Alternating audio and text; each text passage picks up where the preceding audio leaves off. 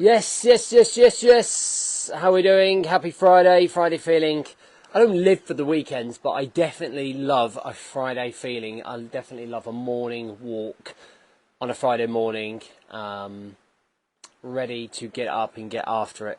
So, today we're going to talk about helping people solve their problems. We're going to talk about people who are always the problem solvers. Okay, this is the biggest drainer of time and energy, right? So let's get into this. Welcome to the Rise to Thrive show. I am your host, James Boardman, and if you are coming through, then please do let me know by hitting the love heart button right here. Hopefully you can hear me. I've set up a new mic today, so I'm hoping that you guys can hear me. So just let me know if you can. All right. Cool. So before we get started, a week next Monday, we are going to be launching our Elite 90 program. Okay. So we only open this about 3 times a year. This is going to be the first one of the year. But what we're doing is inviting people that are not working with us and would like to be working with us to go and check out the brochure.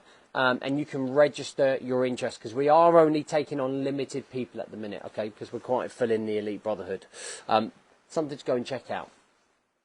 Right, so let's get into this. The problem solver. Do you ever find that you are the person that seems to be putting out fires for everyone, or thinking for everybody else, or trying to be that person that finds the solution that seems to be like eluded from everybody else's mind on life? And I often find that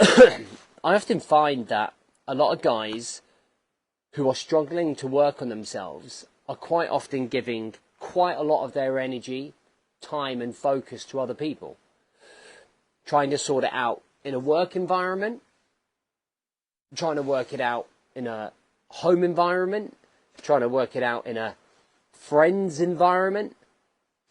And what ends up happening, right, is that you end up being the guy that everyone goes to. And it's funny because I see this in lots of different stages of life. So like my 15-year-old boy, when we're in the car and he's talking about his social life and he's like, oh, yeah, I'm the guy that sorts everyone out. There's loads of beef between the guys, so I'm just trying to sort them out. And then my daughter's the same. It's like, oh, there's always drama going on and I'm always trying to sort them out.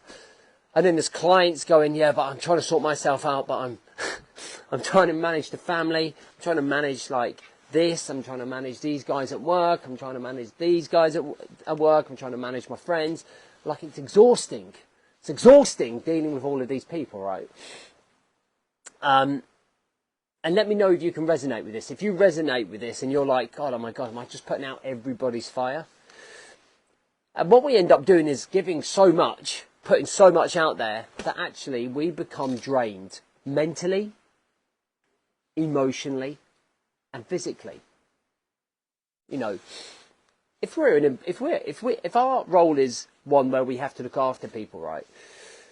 And we do have to look after people, whether it's parenting or professional. Morning. Morning. You all right? Yeah, you? No, I'm good, thank you.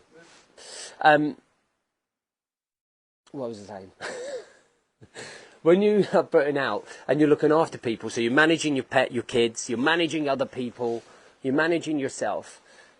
There's a couple of things that I have always put into place that allows me to be able to set the expectations. And I think setting the expectations is absolutely clear.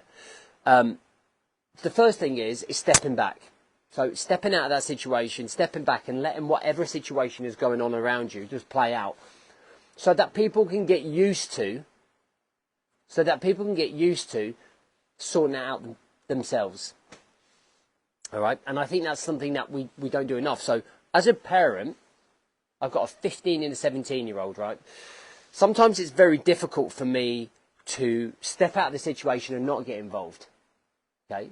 Sometimes I'm like, guys, just sort it out yourself. So what I'll do is I'll step back and I will not get involved. And I will probably go and hide in my office, or I'll just sneak out the door and go for a walk so that they can't deal with me. Some people call that running away. Some people might call that letting them sort it out for themselves.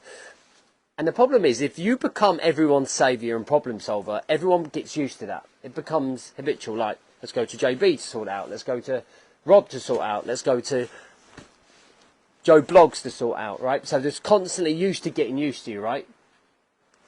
And you're constantly, like, you're the man that everyone goes to. Whereas if you stop doing that, and if you stop giving up your time, your energy and focus immediately to help and let them play it out, then that's what they're going to get used to, right? That's the way that they will start to sort themselves out in that respect. And it's the same as a professional role.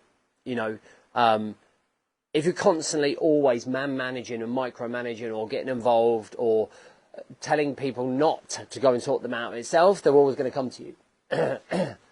And I think it gets frustrating for people in a professional sense because we're looking for people to be efficient and accomplished.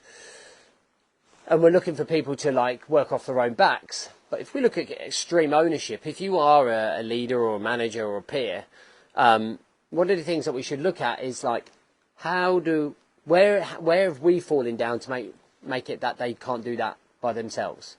And it always comes back onto us. And it's kind of like, if you want to look at the bigger picture and the root cause of it, it's like, what do I need to do to make sure that these guys don't need to always come to me with every single problem? So it might be telling them, setting those expectations. I want you to try and sort out this problem by yourself. I want you to be able to go through the means to do it. Like, I should be the last resort. And when we're moving forwards in terms of our life and being more efficient, the problem is that you're spending so much time with all of these guys that you're left with no time yourself.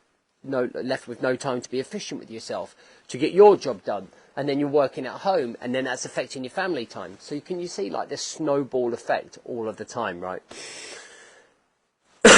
And it doesn't necessarily make all of those people out there who are trying to, like, draw energy from you necessarily bad people. They just need to be moulded and conditioned to understand what your expectations are. And I think that's where it comes into a level of awareness for you, is that you have to be aware of how much time, energy and focus you're putting out. So, like, I think on Tuesday, it was Tuesday, and I finished work. I did the school run, we did the jiu-jitsu run. Alba got her new belt. I was then running around with the kids, trying to drop them off at boxing club, pick them up from boxing club, get their clothes from their mum, but it just become very hectic. And I was trying to solve everybody else's problems. And it was the trigger to go, right, I need to do something on this, because actually I was left shattered. I got into bed at 8:30, 8:45, and went to sleep, and didn't even get to talk to my wife because I'm so busy trying to put out everyone's problems and make sure everyone's getting to where they want to be. So part of your development is managing that time, that energy and that focus in and around, like, your family, your professional life, your friends, and making sure that you're not getting consumed, that you're not being used as an energy socket to give out. And sometimes you've just got to learn to say no. Sometimes you've just got to go and take a step back and say, figure out yourself. Because if we don't, we're going to end up, like, on the sauce every single night because we're so stressed out, or we're going to end up crashed out on the bed, and we're going to end up not having focused on ourselves. We're going to have been completely and utterly distracted from what we were trying to achieve. All right, this is just really awareness type of show, just to really get you thinking a little bit about, my God, am I taking on everything and taking on everyone? You know, it is tough. It is tough. You know, I run a business. It's not just a little side hustle. You know, we look after lots and lots and lots of guys. There's lots of elements to the business. But then I've also got 4 kids and a wife.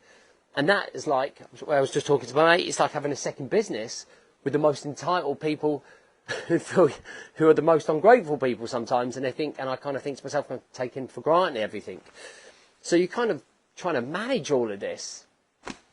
And even the most strict, disciplined individuals can still feel like weighed down by trying to do everything. Okay, so it's just having a little bit of a think about, okay, I'm going to have to say no to you. You're going to have to get yourself to college.